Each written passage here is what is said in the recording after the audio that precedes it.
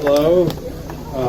My name is Mark McCormick, and right about now, Malcolm is worrying that I'm going to say something that's going to embarrass him or my family. So I'm going to try to avoid that and keep it as short as possible and within the rails. He never worked within the rails.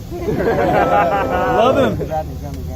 And I'm speaking for my wife, Karen Myers, and my son, Miller McCormick, and Malcolm's grandmother, Marcia Wise, who was here last year. I'm never going to do the job she did. She was great last year.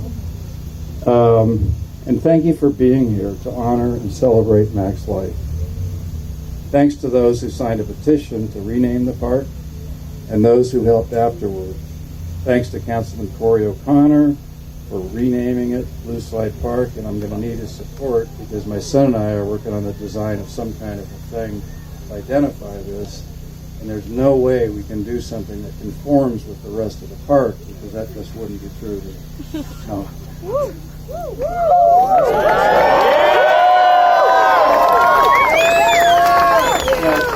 Corey O'Connor, the councilman, happened to be Malcolm's coach when he played baseball right across the way of that baseball player. And Malcolm was little when he was young. He was fearless, he was competitive, he was ambitious, and he cared about everybody. He cared about everybody. And that's what we loved about him. Absolutely. He was a proud Pittsburgh who loved the city of Pittsburgh, the sports teams, especially his beloved Steelers. And he remained loyal to his friends that helped him on his way. He was always loving and kind to others. And I said, fearless, competitive, ambitious, and most importantly, he was a fucking hard worker.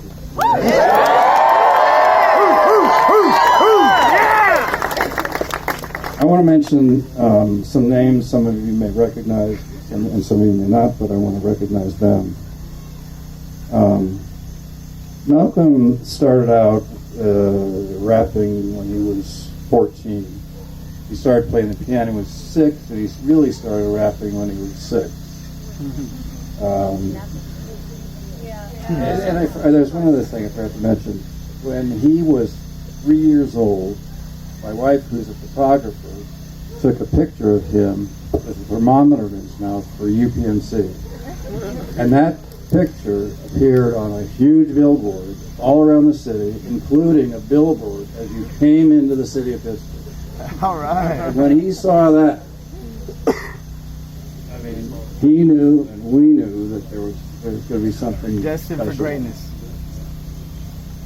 So the people I want to mention is, and the people that he started working with when he was 14, really, is Q, Quentin Cup, Jimmy Merton,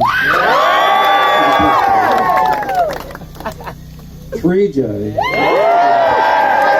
I might add, 3J was the guy, and Quentin and everybody that put together these videos made in the backyard or whatever, and got his music online. So without 3J, I'm not sure where he'd be, but this combination of help from others and a fair amount of love. And he decided that that's what he was going to do when he was 15, period. I would take him out on the porch and say, Malcolm, you got to have a plan B. And he kind of look at me and say, I don't, and he didn't answer. And of course, to do what he did, you cannot have a plan B now. You got to have whatever you love. You have to go after it with everything you have. I learned a lot from him, and I think we all did. Absolutely. Also, I want to mention Dylan Reynolds, whose music is, I guess, looking pretty good. And Bill Neals, who goes by Waves. Yeah! And Bill, he was in a lot of trouble for a long time. But he got clean, became a new man, and he's doing really, really well. And I think if you haven't heard him, you ought to check him out.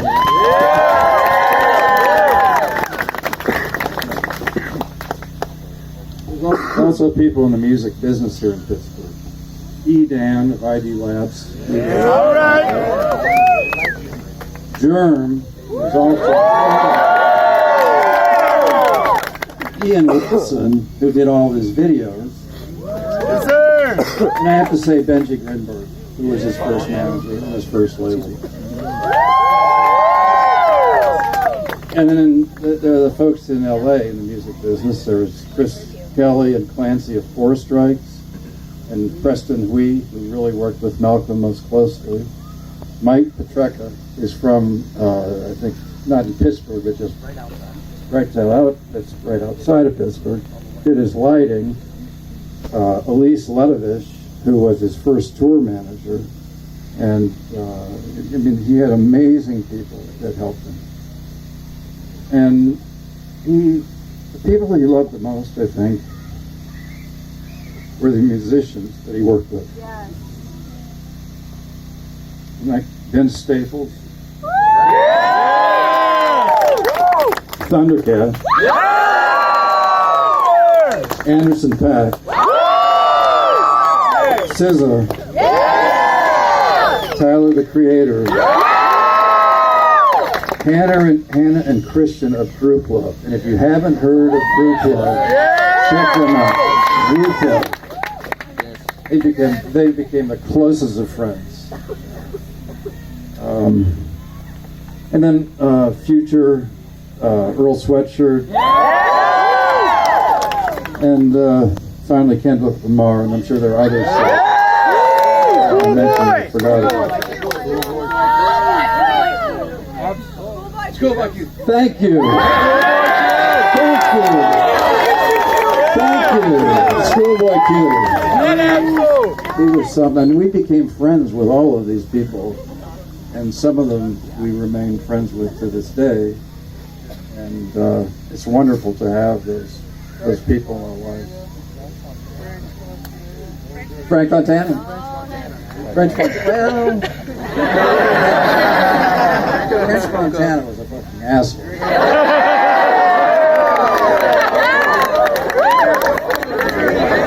Sorry to say. He's the guy that came out and said, after Malcolm died, if he would have just listened to me. Fuck Barking. The internet. Patrick Page, Sid, Steve Lacey, Earl Sweatshirt. all of them. And when we were in LA, they had this thing the night after when all these folks, Chevy Woods, Casey Veggies, absolutely. John Mayer. And, Come up, boys. the Come Up Boys. Brandon Ben. Thank you for helping me with that. When we were out there, they had this thing the night after he died at the studio, his favorite studio, and a ton of people showed up that he worked with. So I got to hang out with Earl Sweatshirt and Vince Staples, going at each other, trying to beat the other one and make a funnier joke. And I'll tell you, Malcolm had a killer sense of humor. He could have been a comedian, I think. He could have been a lot of things, but he wanted to be a musician. So there were also the features and the producers, particularly John Ian, who produced the last album, who was a genius. CeeLo Green, John Mayer. And he was honored. He was honored. And those people agreed to do it. He was honored. Yeah. So,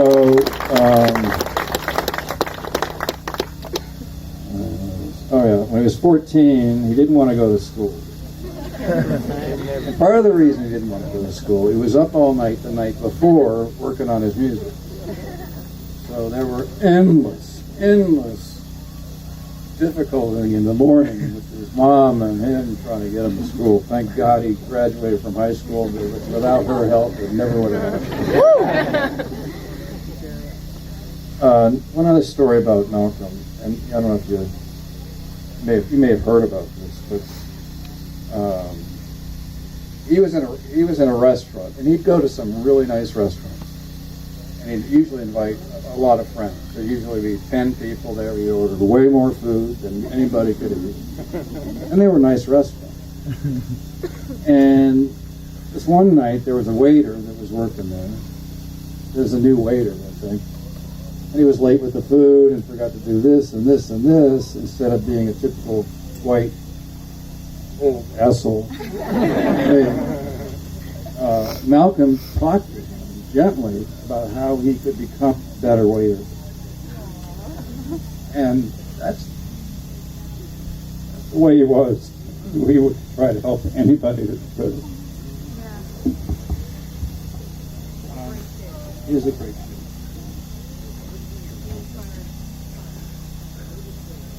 So anything, if I would summarize, I think the way Malcolm looked at life, he valued relationships.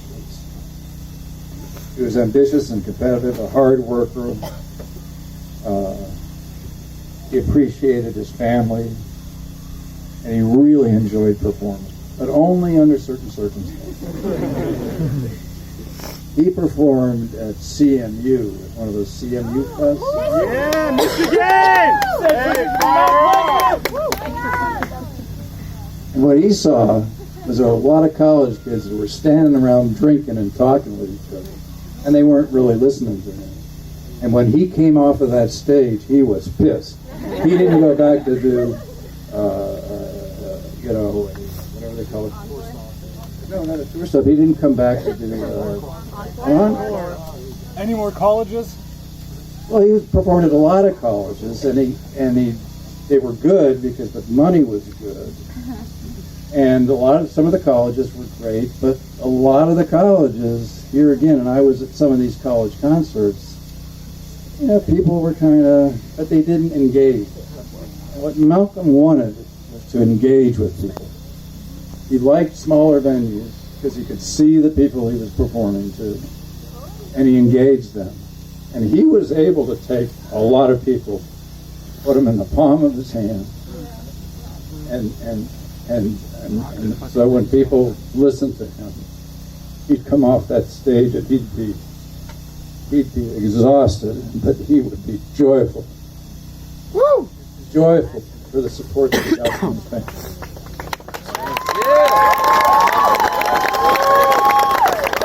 So he wasn't perfect. That was but he lived a hell of a life. The 26 years he was with us. And I know me, Karen, and Miller, and Marcia just are so appreciative of the years that we had with him. He made our lives so different. I'm going to end with something you're probably not going to want to hear. So they finally caught the motherfucker that sold him the drugs.